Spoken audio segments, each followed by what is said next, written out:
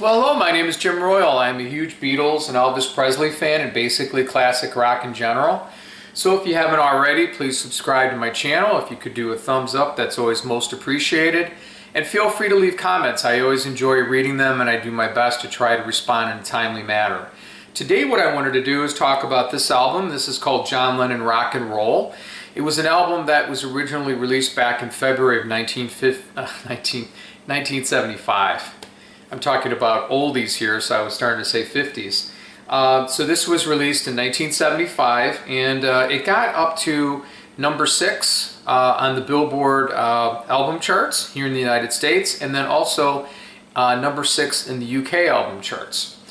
This was an album of oldies. This is John going back to his rock and roll roots. Many of these songs he had heard even before he was a Beatle, he would listen to. Some of these songs the Beatles would perform, even in Hamburg in their early days when they were the Silver Beatles, and maybe even the Quarrymen, they might have played some of these songs. Either way, these songs were very special to John, and John was more than happy to do this album. This album is a collection of oldies that are from the 1950s up until the early 1960s. So at this point, this album was originally recorded October of 1973 with Phil Spector overseeing the initial productions, and then later October 21st through the 25th of 1974. So let's talk about this. This was an album that was originally produced by Phil Spector. How that got about was John had just started his Lost Weekend, as it is known. Yoko, his wife, kicked him out, and he went to LA to the record plant West, where Phil Spector produced these sessions. Originally he said to Phil, he said, look, I just want to do a rock and roll oldies album. I'd like you to produce it. Phil was a producer of a lot of these oldies, and he says, I just want to be the musician. I just want to be here playing, singing, and having a good time. And you can tell on these sessions throughout, even when Phil wasn't later on, John's having a ball during this time. Well, unfortunately, when the session started out, October of '73, you had a drunken John Lennon. There was, what I was reading, there was a lot of people, musicians that found out, hey, John's in town, got to play with him, And Phil Spector was always known for these wall of sound, these overproduced, like we'll have a couple drummers and all of this, all these different session players. Well, drugs, was there, and the party atmosphere, and I don't know, John just, from all accounts, John just was not the professional that he normally is. He's drunken, it's very obvious, you can hear some of these session tapes.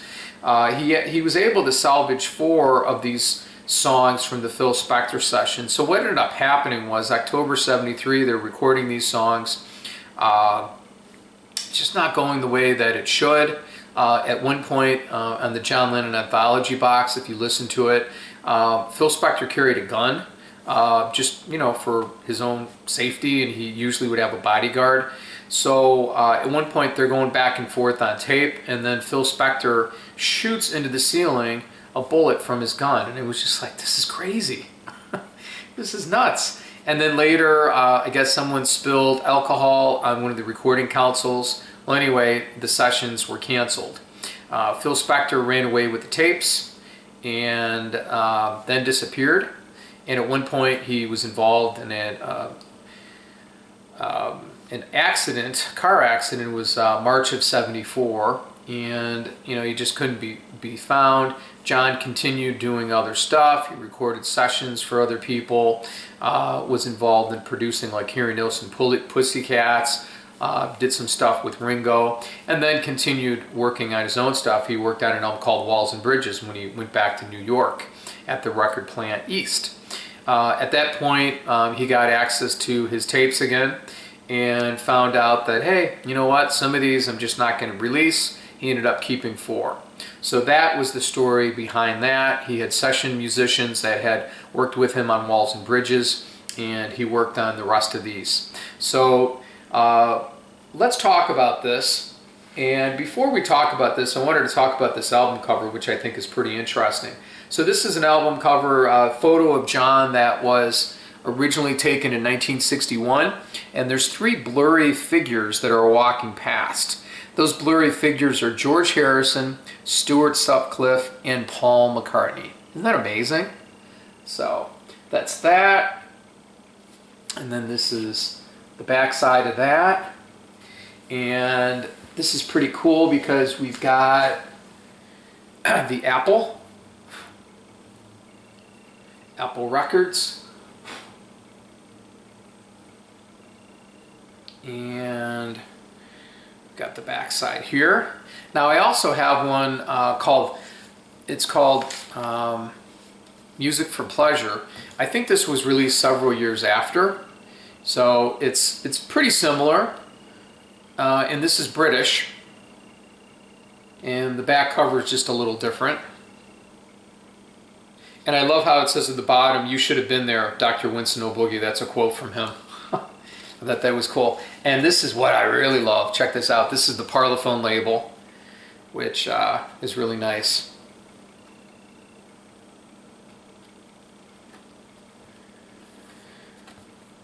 Okay. All right. So let's go back to this. So I was not familiar with most of the material here. I had heard some of these songs prior to John doing them, but I had not heard any of this material other than one song that John did, and that was Stand By Me. Stand By Me is the one single that was off of this album from him. It got up to number 20 on the charts in 1975. He had the B-side Move Over Miss L on there, which was Walls and Bridges outtake and an original.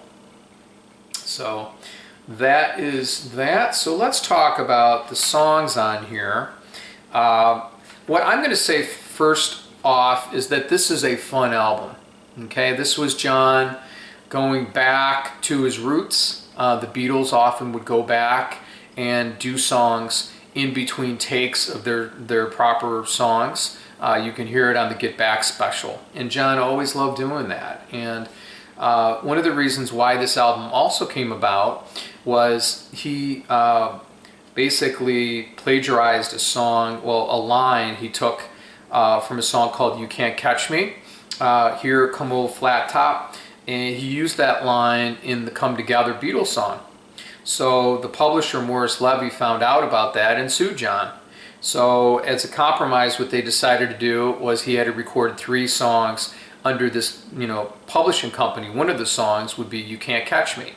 So John decided to record a song, Ya Ya, very abbreviated with his son Sean. If you've heard that on Walls and Bridges, Sean's doing the drums, and it's not spectacular. It's like maybe a minute and a half or something.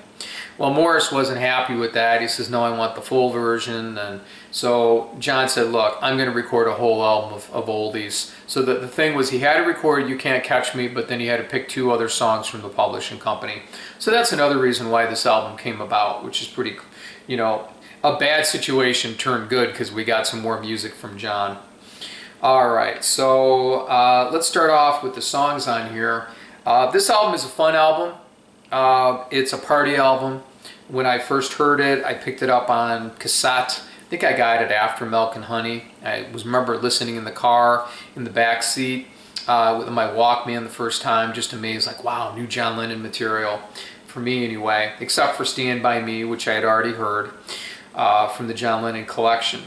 So I was never really into this album. I've always thought it was a good album, but it's not something that I've really kept track of. And I would hear it sometimes, these songs, as deep cuts on the Sirius XM radio station, the Beatle one. So I would be like, yeah, I really like that. I really like that. And I've been playing this album back to back to back. When I play stuff, I play it back to back to back to back. Been really listening to it, and it's just a fun album. It's not John's best work, but what I like about it is he's having a good time, and it's feel-good music. So let's talk about these songs.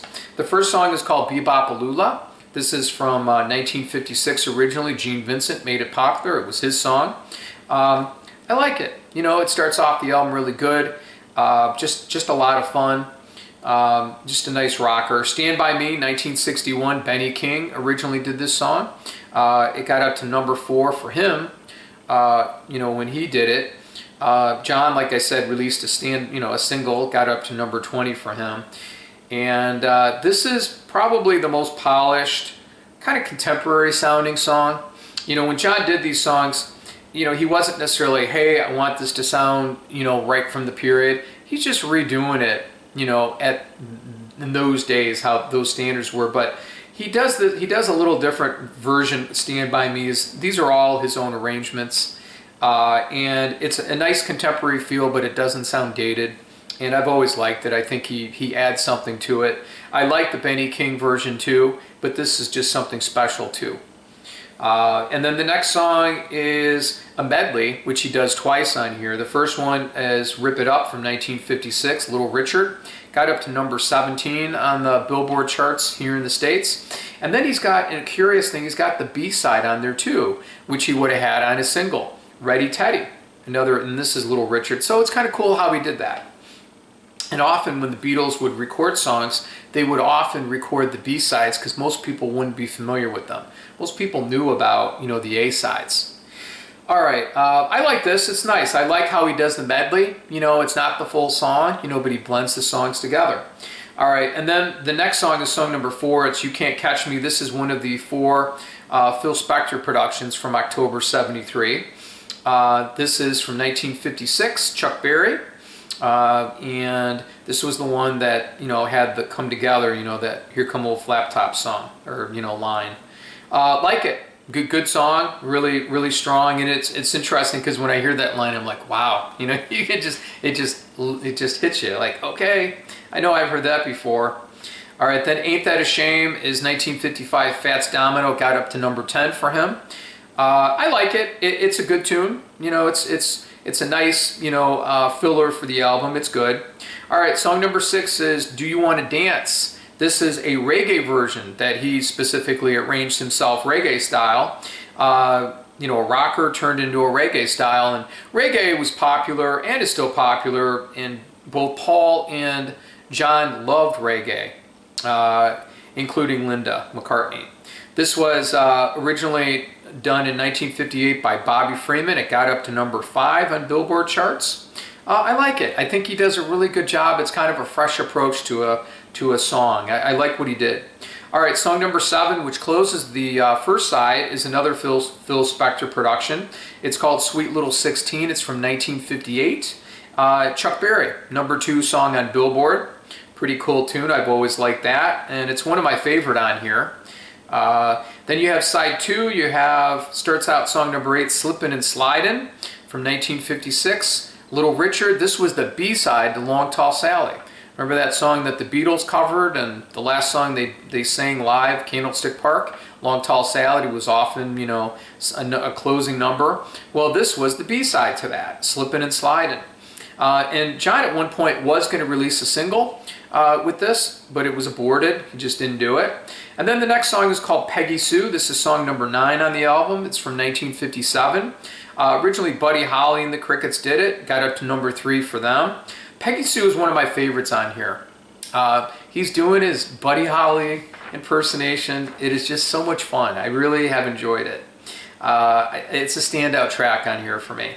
All right, song number 10 is a medley, 2 songs. You have Bring It On Home to Me, the 1962 Sam Cooke song, got up to number 13 for him. And then you have Send Me Some Lovin' from 1957, Little Richard. It's good. It's good. I like it how he just takes snippets of songs. He doesn't do the whole thing, and that's good, and he blends them together. All right, song number 11 is another Phil Spector tune, or produced tune. Boney Maroney, it's from 1957. Larry Williams. I don't know if you remember him, but Larry Williams wrote a couple songs that the Beatles covered, specifically some of my favorites, Bad Boy and Dizzy Miss Lizzie. Here's another one, and this was kind of news to me. I'm like, okay, good, Larry Williams, great. All right, song number 12 is Ya Ya. This was originally 1961. Lee Dorsey recorded it, and it was number 7 on the Billboard charts here in America for him. It's an okay tune. It's not one of my favorites, but it's nice. Again, another party song. This was actually a German single for John from this album. And then finally, the album closes out with a song, another Phil Spector song, and one of my personal favorites. It's actually my second favorite on this album. The first being Stand By Me is my absolute, but Just Because. And this was from 1955, Lloyd Price. I love it. I love how he, closes out the intro. He says, I want to thank everybody, Record Plant West, or, the record plant here, and I want to thank all of you. And it's just fun, and it's almost... It's a fun tune. He does such a nice job with it. He says at the beginning how, hey, I remember this song, when I was first heard it when I was 12, 13, and then he says 32. So I really like it. It's a nice way to close out the album. Now, if you got the CD in 2004, the CD came out, another version where it was remixed, and it had some bonus tracks on it. And I'm going to talk about those two.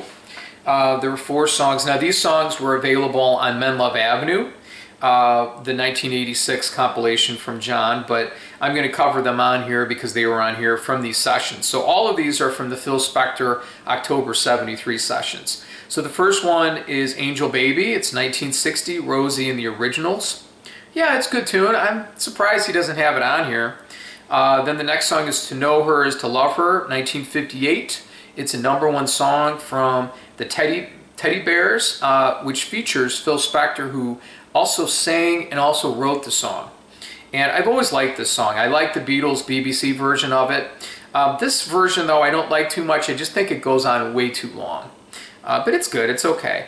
Since My Baby Left Me from 1950, Arthur Crudup. I think he did some stuff that Elvis would cover.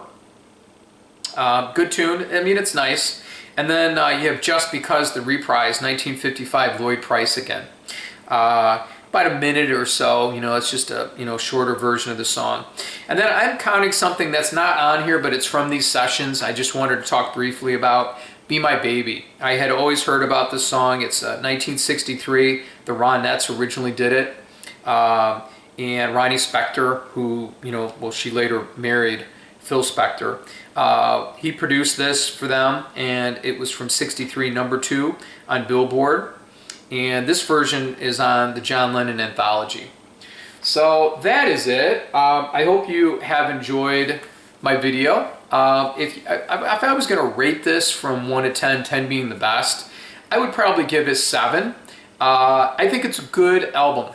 Okay, like I said, it's a good album. It's a fun album. It's not a classic, but it's definitely, not something that I'd say, forget about it.